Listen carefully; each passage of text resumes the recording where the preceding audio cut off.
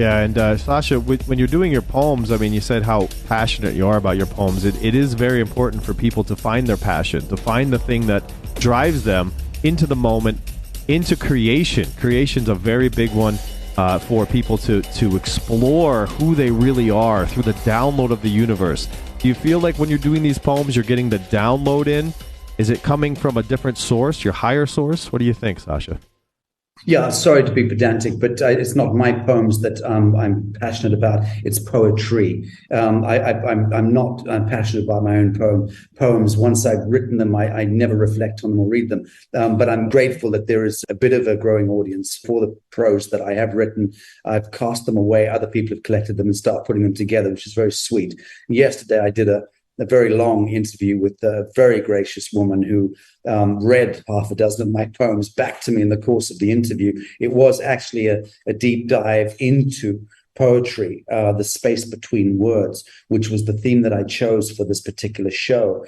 I wanted to talk about the space between words being where the real birthing takes place of ideation, and that which then becomes manifest as reality, and why I regard poetry as being such an important and seminal craft toward that aim. And I used the chief example of a poet that I exemplified was Garcia Lorca, the Spanish revolutionary poet, who hands down is the greatest poet of that milieu. And he was shot in the heart by the establishment because his poetry was so unbearably empowering to people.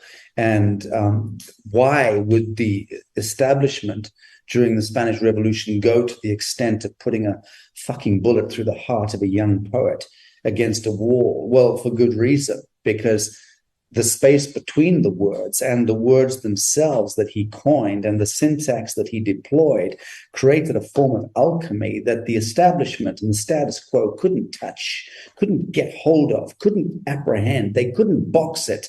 And it was viral, and it managed to infect and infest the minds and the hearts of young people in much the same way that Socrates back in his time polluted the minds of the young on the market square, up to the point that he was apprehended by the Senate, and they told him, "We love you, Socrates, but you have to stop speaking to the young." He said, "But I speak only the truth, and you know that is so." They said, "Yes, we appreciate that, but the truth in this particular context, given this particular political time, it's not serving. It's not serving." Well, he ended up committing suicide. He was sentenced to death by hemlock, but he refused to have anyone administer it but himself. And as he was dying from hemlock, he had his students gathered around him in his prison cell. And he simply carried on his discourse as a great teacher of truth and explained to them what it felt like to be dying. And that was classic. A man in a state of actualization in the now, living in the now, even whilst dying, living in the now. All he was concerned about was this burning question of inquiry in truth and reality. And this is the same thing that drives the greatest minds and hearts of amongst our human fellows. It is always those of us who are not concerned with the past, or not concerned with the future, are concerned absolutely and enchanted with the mysterium of the perennial moment now, and are fully actualized and focused in the now. We are the ones, those poets amongst us who can hold that fire in the flame of pure truth in the living moment, are the ones who ideate and manifest reality.